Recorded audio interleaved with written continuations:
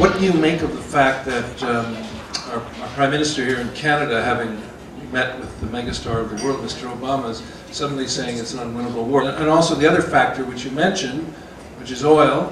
I mean, how realistic is it from your perspective that we've got two presidents of the United States now admitting to addiction to oil, which has a sort of a negative ring to it, but is that realistic, or is it just politicians doing their dance? I'll answer the Afghan one first, and I'll answer the oil one, because they are linked, but they're slightly separate.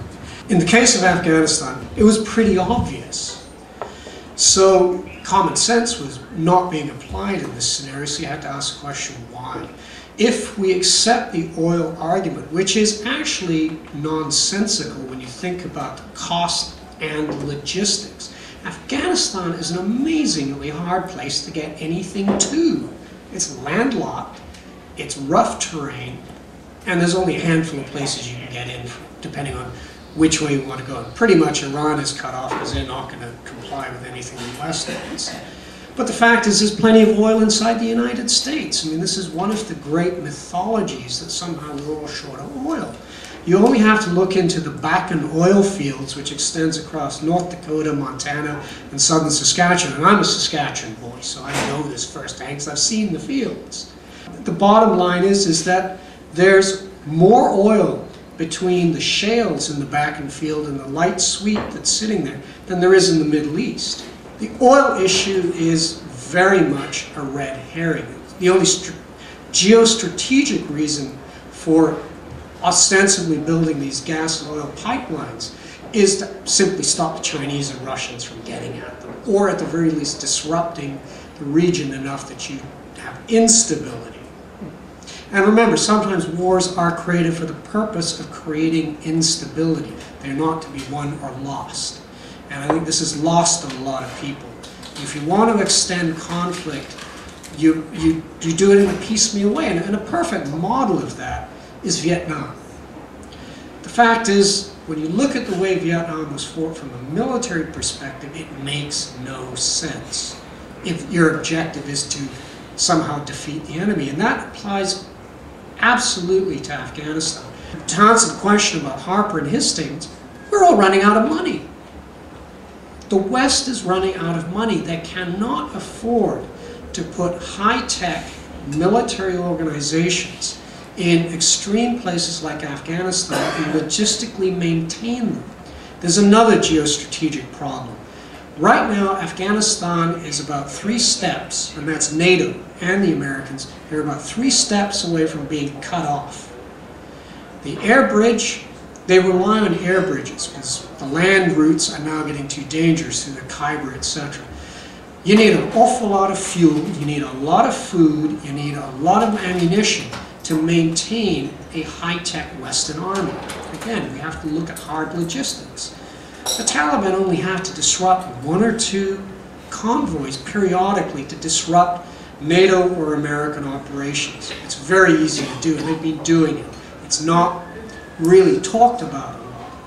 The other aspect too, and this is something that happened around the 2005-2006 period, there was, you're all familiar with the Stinger missiles, which changed the war in 85-86 against the Soviets.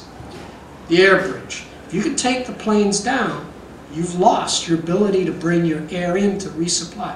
Let's even forget about the attack aircraft and helicopters. If you can't, your soldiers can't eat and they don't have bullets, they're not doing anything. So the flip side of this is that the Taliban were attempting to acquire these weapons. The Americans already had a major buyback program. They were shocked as they gathered up about 100 of the old Stingers, the condition of those Stingers. They were almost pristine. The Taliban were trying to acquire anti-aircraft weapons, because now they have lots of drug money, so much so that they can actually afford the price for these weapons. And we are now facing a very pivotal moment that the air bridges, between the negotiations with the Russians, the fact they've lost their one to Uzbekistan, the fact that the Pakistan land routes are questionable, the air routes out of Rawalpindi and Lahore and the other areas they come out of, some of them which are not publicly known, are also now becoming hard to maintain. I mean, think about it. The cost of flying one Canadian coffin from Kandahar, and I don't say we shouldn't do this, let me be clear about this, all the way back to Canada is in excess of maybe $300,000 by the time you add in all the cost of, including all the troops have to come out on the parade, the cost of the aircraft come in, putting that coffin on and flying it back. These are the hidden costs of war, and that's why when they said that the budget for Canada was I think they guesstimated at $9 billion or something, I immediately went on air and said this is rubbish. This is going to be in excess of $20 billion because they are not accounting for all the hidden costs. When you add that in, the public is now, this is my opinion only, and I rarely give opinions, that the public is being softened up for a rapid withdrawal. And I'll be clear about this. The Germans have tabled a plan for rapid withdrawal from Afghanistan. This was, in fact, disrupted the last NATO meeting because the Germans simply said, look, if we got to leave, we got to get out like this. Snap, we got to go. Because there is no orderly withdrawal that's going to occur the way that the Soviets did. So we have a real military problem facing the West, and ultimately, you got to pay for it, and we can't afford it anymore. So, Jeremiah, question. This question for the whole panel.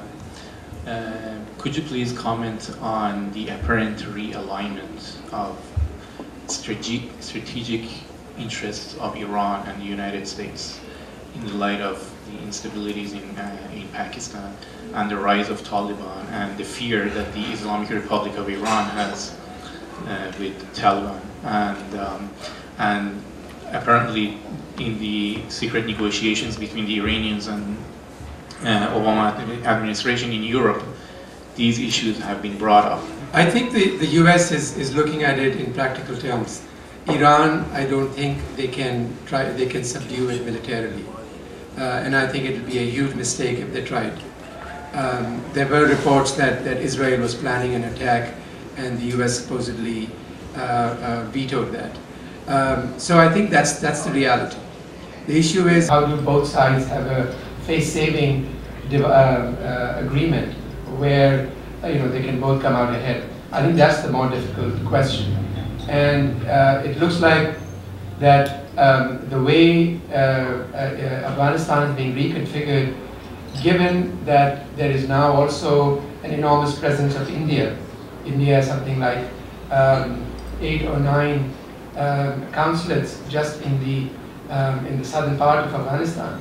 And I think there is also, given that Pakistan's land route is also not a safe route anymore, Iran is really the other option, because getting things in Central Asia, recently you probably heard that they have not renewed the agreements with the US in terms of their allowing them their bases. So given all these situations, I think Iran becomes quite central in all this. If this war on terror is going to continue, I think they will have to make peace with Iran. And it looks like something will be forthcoming in the next few months or so. That's the handwriting on the wall.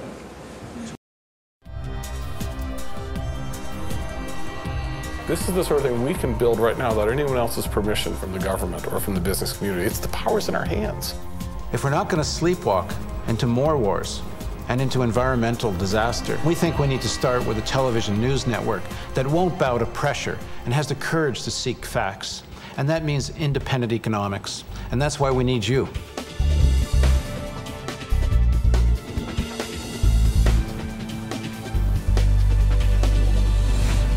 Real hope means facing a complex reality.